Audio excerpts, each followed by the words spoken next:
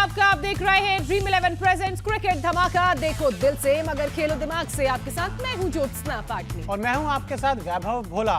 और सीधे रुख करते हैं इस वक्त की बड़ी खबर का, जो आ रही है मुंबई के वानखेड़े से। चेन्नई सुपर किंग्स ने रोमांचक मुकाबले में जीत दर्ज की है और कोलकाता नाइट राइडर्स को 18 रन से हराया है। फाफ डुप्लेसी ने शानदार बल्लेबाजी करते हुए नाबाद 95 रन की पारी खेली। पहले बल्लेबाजी करते हुए चेन्नई ने 20 ओवर में 220 रन कुल बनाए। गेंदबाजी में चेन्नई ने शुरुआत तो अच्छी की। दीपक चहर ने शुरुआत में ही 4 विकेट झटके, लेकिन इसके बाद एंड्रे रसेल, दिनेश कार्तिक और पैट कमिंस ने चेन्नई के गेंदबाजों के जो बॉल थे उस पर बड़े बड़े शॉट्स खेले और उन्हें कर दिया परेशान। पैट कमिंस को दूसरे छोर से कोई साथ नहीं मिला और कोलकाता मुकाबला जीतने से चूक गई। इसके साथ ही महेंद्र सिंह धोनी की चेन्नई सुपर किंग्स ने आईपीएल 14 में लगातार वैभव ये तीसरी जीत हासिल की है। चेन्नई सुपर किंग्स ने तीसरा मुकाबला तो जीत लिया, लेकिन इस मैच का मैं कह सकता हूं आईपीएल 2021 का अब तक का सबसे शानदार, सबसे रोमांचक मुकाबला आज आपको देखने को मिला है। कोलकाता नाइट राइडर्स जब अपने लक्ष्य को चेस करने के लिए जा रही थी तो एक समय 30 पे 5 विकेट आप खो चुके थे और उस समय ऐसा लग रहा था कि अब यहां से कोलकाता नाइट राइडर्स मतलब बहुत ही जल्दी इस मैच को इजीली थ्रो कर देगी। लेकिन उसके बाद आंद्रे रसल आते हैं, दिनेश कार्तिक आते हैं, पैट कमिंस आते हैं, शानदार बल्लेबाजी करते हैं और बस कह सकते हैं कि आखिर में अगर कोई बल्लेबाज टिक गया होता पैट कमिंस के साथ तो जरूर कोलकाता नाइट राइडर्स मैच को जीतती। और इसी पे बात करने के लिए हमारे साथ जुड़ चुकी अंजुम चोपड़ा। अंजुम, सबसे पहले आपका बहुत बहुत स्वागत है और एक रोमांचक मुकाबला अंजुम हमें आज देखने को मिला है। जी हाँ, और कहना सही है कि एंड में कोई बल्लेबाज टिकता, पर मैं ये समझती हूँ कि शुरुआत से अगर थोड़े बहुत बल्लेबाज टिकते तो शायद एंड तक चेज जाते जाते थोड़ा सा आसान हो जाता कोलकाता नाइट राइडर्स के लिए। हम मिड शो में बात ही कर रहे थे कि ऊपर से रन बनाने बेहद अहम है, लेकिन 40 रन के अंदर अंदर 5 विकेट्स कोलकाता गंवा बैठा था। उसके बाद जितने रन बनाए बहुत शानदार, लेकिन आप हमेशा बहुत मैच में पिछड़ जाते हैं जब आपकी इतनी सारी विकेट्स शुरुआत में ही पहले पावर प्ले के अंदर ही आपके इतने सारे विकेट्स गिर जाते हैं तो आप मैच में बहुत ज्यादा पीछे हो जाते हैं और वही हुआ आज कोलकाता के साथ। अंजुम, मैं 2 खिलाड़ियों को लेकर आपसे सवाल करूंगी। एक है फाफ डुप्लेसी और दूसरे हैं ऋतुराज गायकवाड़। दोनों को लेकर, दोनों की परफॉर्मेंस को लेकर तमाम तरह के सवाल उठ रहे थे। हालांकि ये बात हमें मालूम है कि कितने, खासकर फाफ की बात की जाए तो कितने पुरानी एसोसिएशन है उनकी चेन्नई के साथ और ऋतुराज पर कप्तान का भरोसा।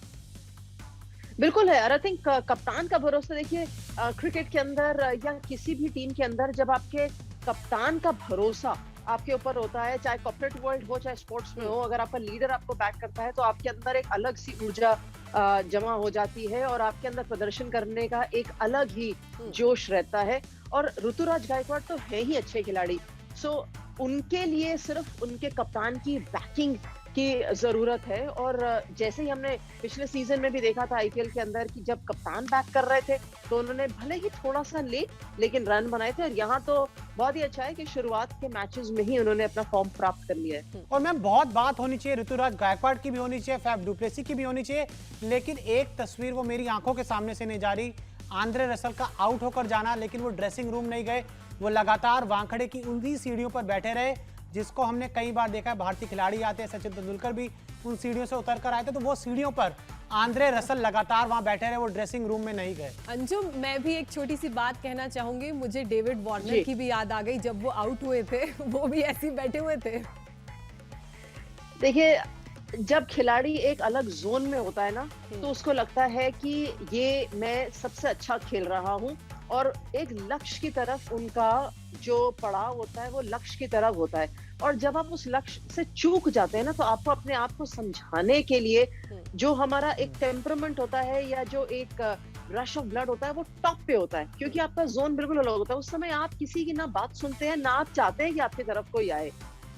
वो सिर्फ प्रदर्शन के लिए होता है। और अगर आप उसमें नाकामयाब रहते हैं जैसे आज आंद्रे रसल रहे तो उनको थोड़ा सा समय लगता है, अलग व्यतीत में बैठेंगे, एकांत में बैठेंगे और उसके अंदर आप सोचेंगे कि क्या हुआ क्या नहीं हुआ। जब आपका वो माइंड थोड़ा सा काम होगा, आप थोड़े से शांत होंगे, उसके बाद ही आप ऐसे एक मूड में हो पाते हैं या एक जोन में आप पाते हैं या किसी से आप रूबरू हो सकते हैं या बात कर सकते हैं। और वही था आंद्रे रसल के साथ भी। और मैम लगातार हम देख रहे हैं कि व्हाइट बॉल क्रिकेट में ऑन मॉर्गन बहुत स्ट्रगल कर रहे हैं। भारत के खिलाफ T20 सीरीज की मैं बात करूं, वहां उन्होंने बहुत स्ट्रगल किया। पिछले सीजन आईपीएल में स्ट्रगल किया था, इस बार फिर आईपीएल में स्ट्रगल कर रहे हैं। और केकेआर के जो खेमे है वहां से भी कुछ ना कुछ खबरें आती रहती हैं। तो मैम आपको क्या लगता है कि ये समय है आंद्रे रसल को इस टीम का कप्तान बनाने का, क्योंकि वो भी लग रहे हैं, कई बार वो भी ऐसे बयान दे चुके हैं। आपके जो खबर वाले लोग हैं ना वो बड़े खतरनाक है।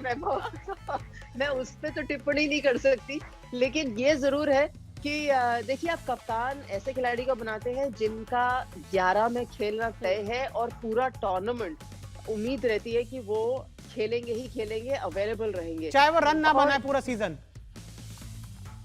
देखिए, अब आप इतने सारे पहलू पे अगर आप रखेंगे और फिर किसी को निर्णय लेने के लिए कहेंगे तो निर्णय लेने में थोड़ा समय लगता है। ये शो हमारा बड़ा टाइम्ड है, ये एक अच्छा डिस्कशन है जो शायद हम YouTube चैनल पे कर पाएंगे कि कप्तानी का चयन कैसे होता है और कप्तान किसको बनाया जाता है।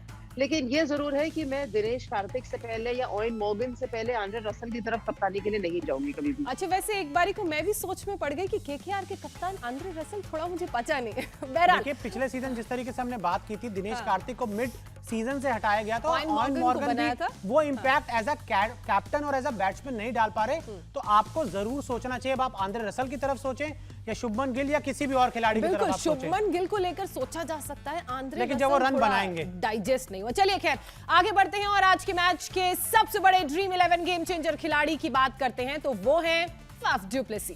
फाफ को आज के मैच में मिले हैं 136 फैंटेसी पॉइंट्स। इसके साथ ही फाफ के टूर्नामेंट फैंटेसी पॉइंट्स हो गए हैं 258। और बिल्कुल दोस्तों, जिस तरीके से हम अगर बात करें, यही चेन्नई से आज एक्सपेक्ट किया जा रहा था कि जो उनके टॉप ऑर्डर के बैट्समैन है वो थोड़ा खुलकर खेलेंगे। इन्हें कहा जाता है थोड़ी डैडी आर्मी है, कई बार फाफ के ऊपर सवाल उठते हैं, एमएस के ऊपर सवाल उठते हैं, लेकिन ये बताती है कि जो सीनियर आर्मी है, जब जरूरत होती है, ये जो डैडी है इनकी टीम के, वो पूरे मौके पर खड़े उतरते हैं। अंजुम, देखिए, अब आपने शब्द ऐसा इस्तेमाल किया है तो उसका दूसरा पहलू भी निकलता है कि कोई बच्चा फिलहाल बच्चा नहीं रहता, जब वो बड़ा हो जाता है और आप किसी को ऐसा एक पदवी दे देते हैं तो वो बता देता है कि कौन बड़ा है और कौन छोटा। चेन्नई सुपर किंग्स हर साल नीचे के पायदान में खत्म नहीं करेगी टूर्नामेंट, हालांकि अभी भी शुरुआत है इस आईपीएल सीजन की। लेकिन जिस तरीके से वो पिछला मुकाबला जीते और जिस तरीके से इस मुकाबले में उन्होंने अभी तक प्रदर्शन किया, हारे या जीते वो बात अलग थी, यहाँ से कोलकाता जीत भी सकता था। लेकिन अगर आप रनों की तरकार देखेंगे और जिस तरीके से चेन्नई सुपर किंग्स ने आज के मुकाबले में रन बनाया, तो आपको ये सोच लेना चाहिए कि इतनी खराब टीम नहीं है और जरूरी नहीं है कि हर साल एक ही जैसा प्रदर्शन होगा। बिल्कुल, सैम करन का पता नहीं, बाकी सब तो 18 प्लस है। चेन्नई सुपर किंग्स के दीपक चाहर हैं आज के ड्रीम 11 गेम चेंजर खिलाड़ी और दूसरे गेम चेंजर खिलाड़ी ये। इनको मिले हैं 124 फैंटेसी पॉइंट्स। इसके साथ ही अबव इनके जो टूर्नामेंट फैंटेसी पॉइंट्स हो गए हैं वो है 268। जोशना होने भी चाहिए 268 फैंटेसी पॉइंट, क्योंकि वानखेड़े जैसे मैदान पर आज आकर आपने गेंद को स्विंग करा है, 4-4 आपने विकेट लिए हैं। तो अंजुम, जब एक तेज गेंदबाज वानखेड़े जैसी फ्लैट विकेट पर आकर शुरुआत में ही विरोधी टीम के 4 बल्लेबाजों को आउट करता है, तो आपको भी खुशी होती होगी कि यहाँ क्रिकेट जो है बहुत ही एक अलग अच्छे उसमें चल रहा है।